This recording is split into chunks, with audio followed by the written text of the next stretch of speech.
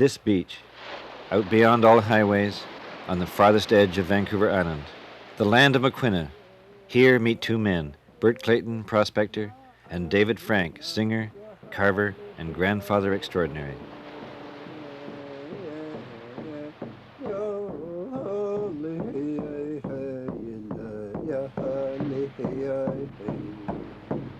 Ya take it Christmas here, ya holy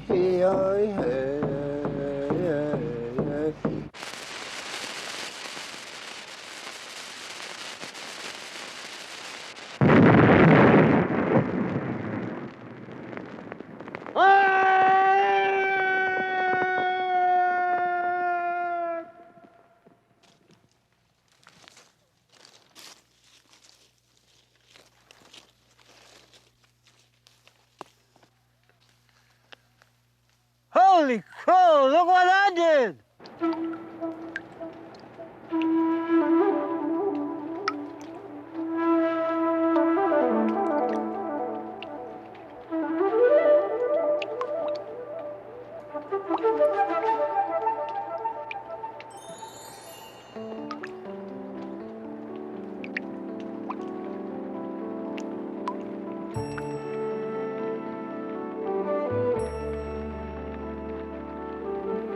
Let's begin in the rain, at the Indian village of Ahousaht.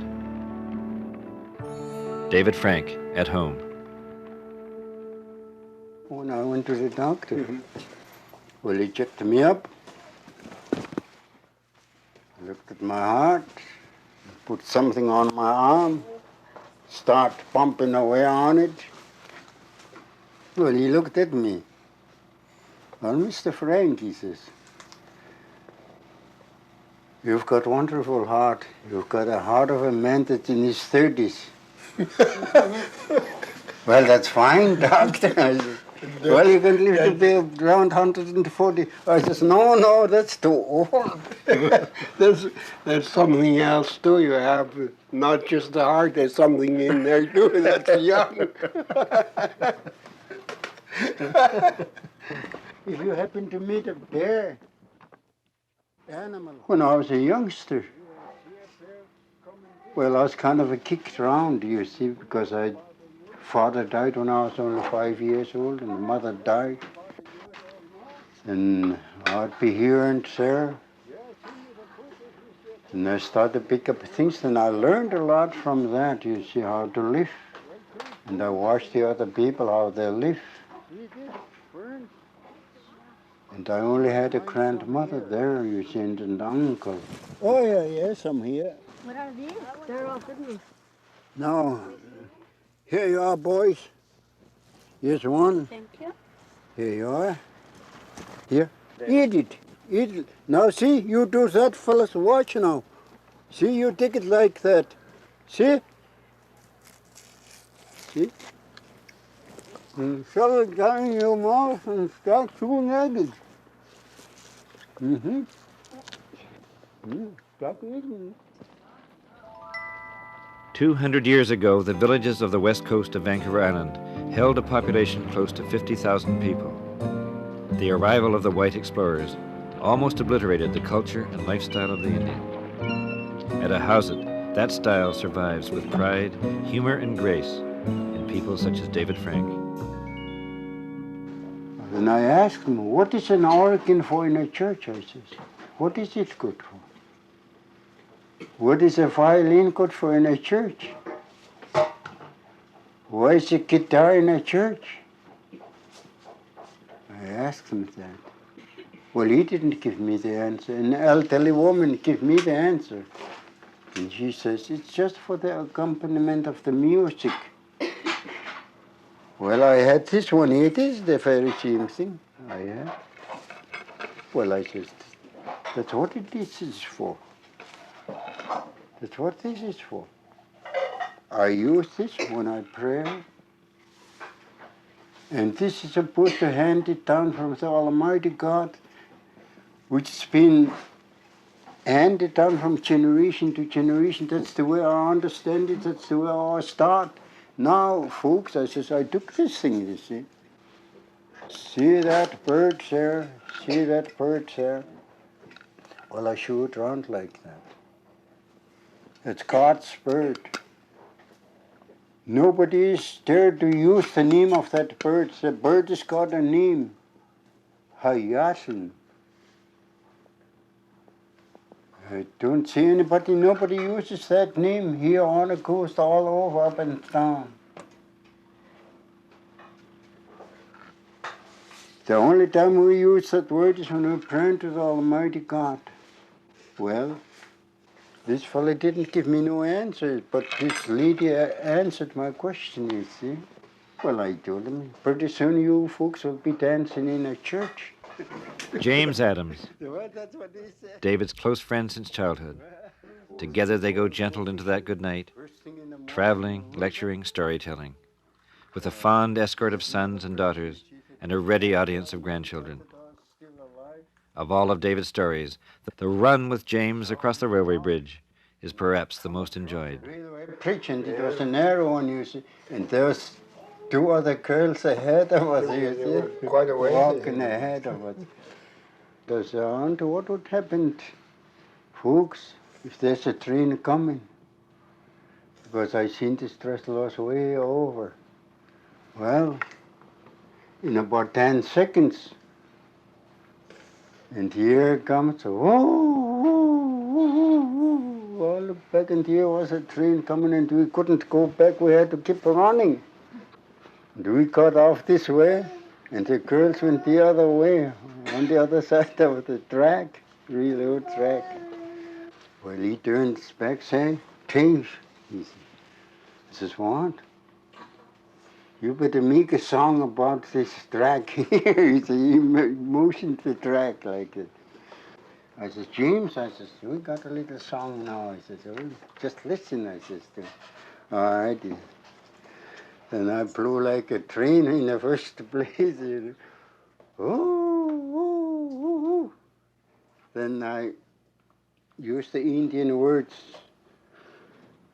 Oh, oh, oh, oh, oh, oh, oh, oh, oh, oh. Let me run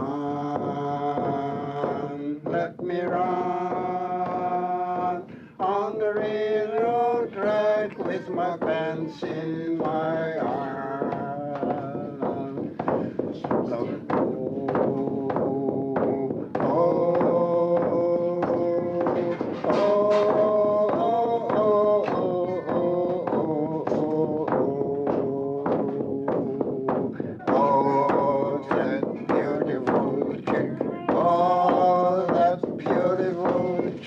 Running the other direction from me. Oh, that beautiful chick. Oh, that beautiful chick. Running the other direction from me. The deserted village of Keltsmith, where David Frank was born 78 years ago. For Indian and for white, the years have brought changes. Speedboats, logging camps, mines, airplanes. But from Chief McQuinn's time to ours, this land of mists and mountains, stormy reefs and glassy seas remains an untouched paradise.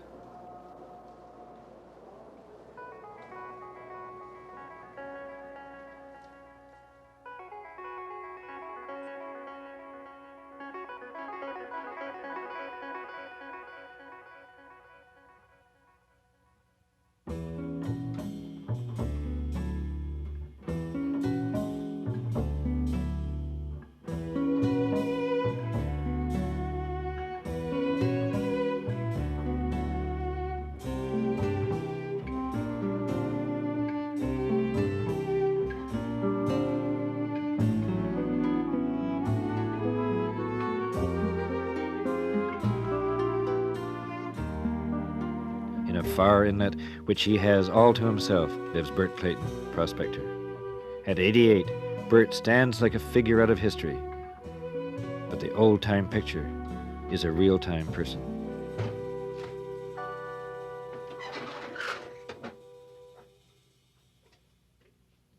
I got on this sailing ship. I went with down on the waterfront, and I contacted the mate, Mr. Daniels. And the sailing ship was the Willie R. Hume. He's on the bank somewhere out of Portland now, I believe. Anyhow, I got on there as a cabin boy. Captain and his wife, Captain Wilson and his wife, were the skipper on the ship. She was a four-masted schooner. And that was when we took cargo of lumber to San Pedro, California. 850,000 feet of lumber. Los Angeles those times, you know, was more or less a place for people to convalescent. You know, the sick cases going down there and getting rested up, you know. And when I run away from sailing ships, I wound up in Kamloops, you know, and I hiked up the road from Kamloops to North Thompson River up as far as Lewis Creek. From then on, I didn't work for anybody, but I made enough money panning to better than the wages I could get working. Run around with a gold pan and a cayuse to pack my stuff and the other one to ride.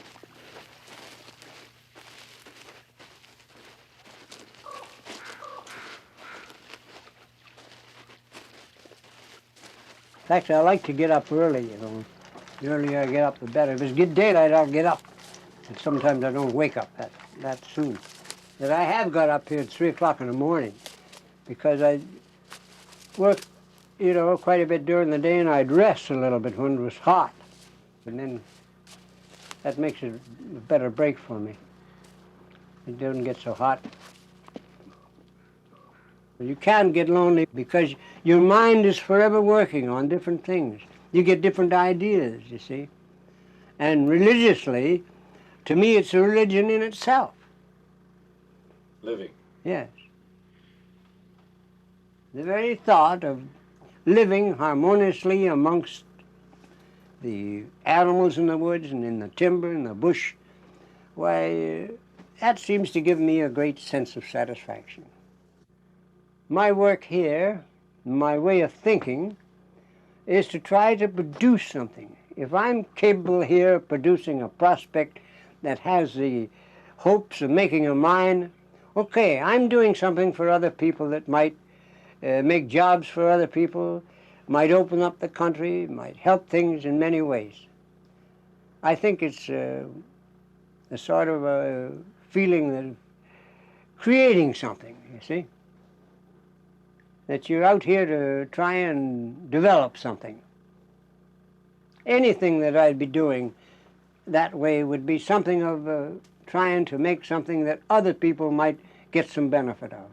I don't care what I get myself, but if I could create something that would, say, build a small community here, or make something worthwhile that would create employment, that's one of my big thoughts.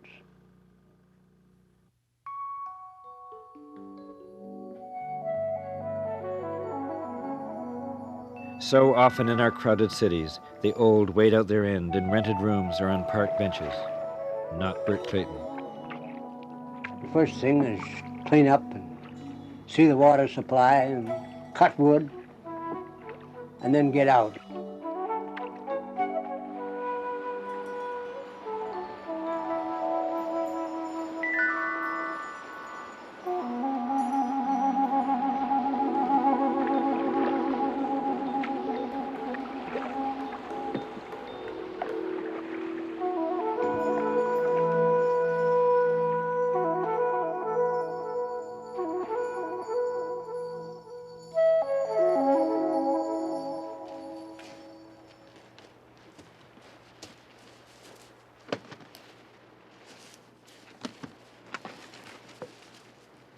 Where we got to go now will probably be about 1,200 feet.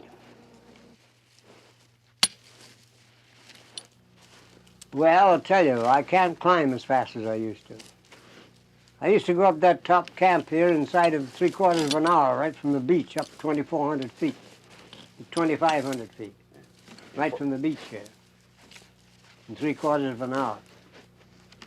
I've come down to that tram line, it's the foot of the tram line, in 20 minutes. And I can't do that anymore. Oh, my legs are as sound as a bell. But I think I'm breathing is what's bothering me. And I think what caused that is living in the woods and lighting a little fire, and you're breathing a certain amount of smoke. But if I'm packing, now I take my time, my breathing doesn't bother me hardly. I took that drill up last year up the hill, 2,200 feet, and good 56 pounds. So I got up to where I was working, and that didn't bother me. I can go up and down that hill and it don't bother me. But I don't like this bush, especially when it gets soaking wet.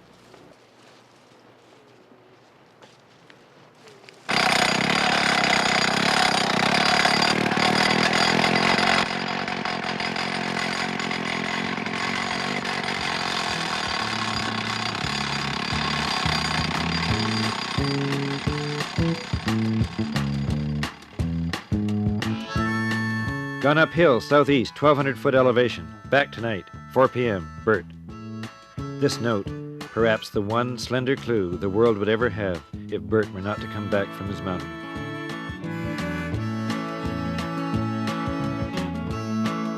Well, as soon as it got anyways dark, why, I'd make a little fire and heat a couple of rocks and put them on my back. I never carried a sleeping bag or a tent.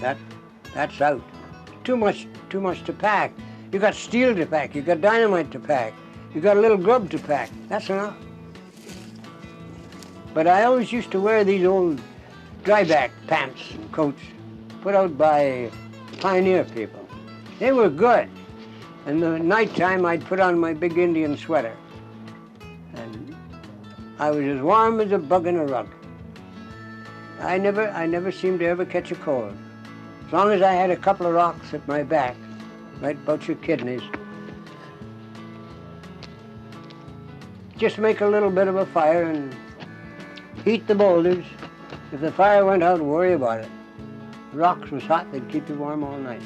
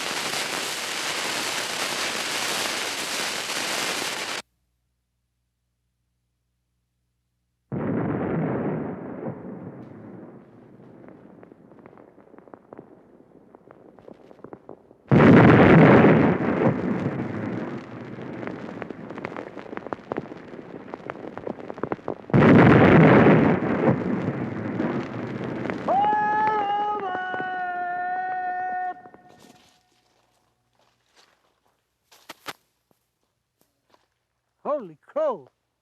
She took her apart, boys. I had it one time, I guess, and gold was only $18 an ounce then, you know. I've had as much as $300 or $400, you know, put away, kept, you know, in a poke, that I could pay my way everywhere I went.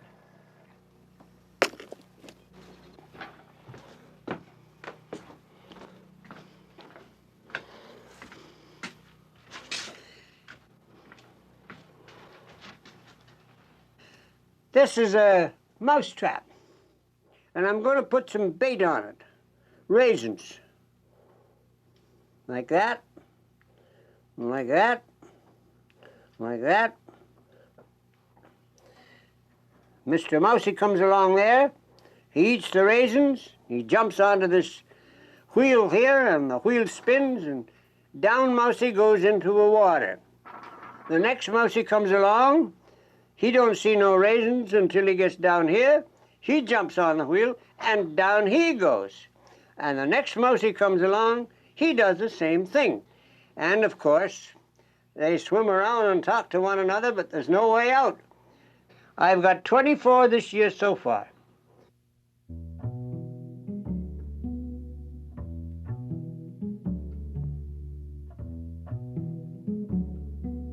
Among the burned-out remains of a former home, Bert remembers his wife. I thought a terrible lot of Bunny, my wife. We spent 28 years married life that I don't think there was a cross word ever spoken. And it's taught me a whole lot. Harmony. Think harmoniously. Think carefully. What you say to others that would hurt them.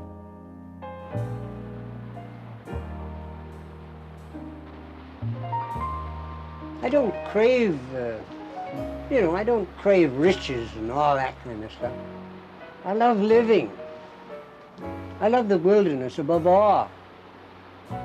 And I think when I got away from the sailing ships and got up into the interior, that's when that started to build up in me. I love the wilderness. I think that what I've done must have been all for the good or something, because I don't think anybody could be more contented with his life than I've been. I'm very happy, happier than anyone knows, in a way. And I feel that if I had to do it all over again, I think I'd do the same thing.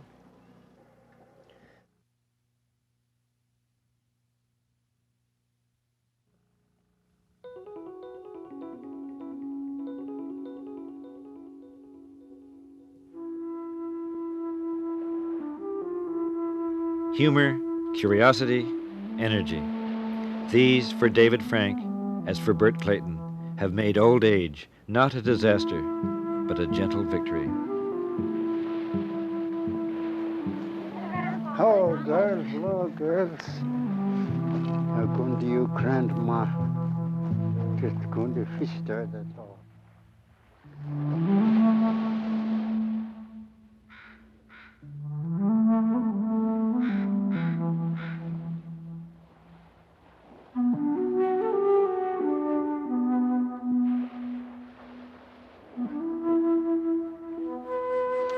Well, this is your grandmother, girls. Also, she was a very, very good woman. She gives a good example to a lot of ladies. So that was in 1924 when I got together with her. And Dad says that she was an early bird. She would be up 5 o'clock, start cooking 6 o'clock, and we would be on the table 7 o'clock. And this is the kind of woman she was, and whatever we would do, would be smoking fish, making dried fish together, even in hunting. She would be along with me, would be out hunting together, and we would work together in everywhere. Whatever we do, I'd even help her with the cooking too. Well, you see, girl, and we got 13 children. Now I got 9 now. There's 4, 4 tight. I got 9 children now. And 60 grandchildren. Na kilos hot word, na kilos hot word.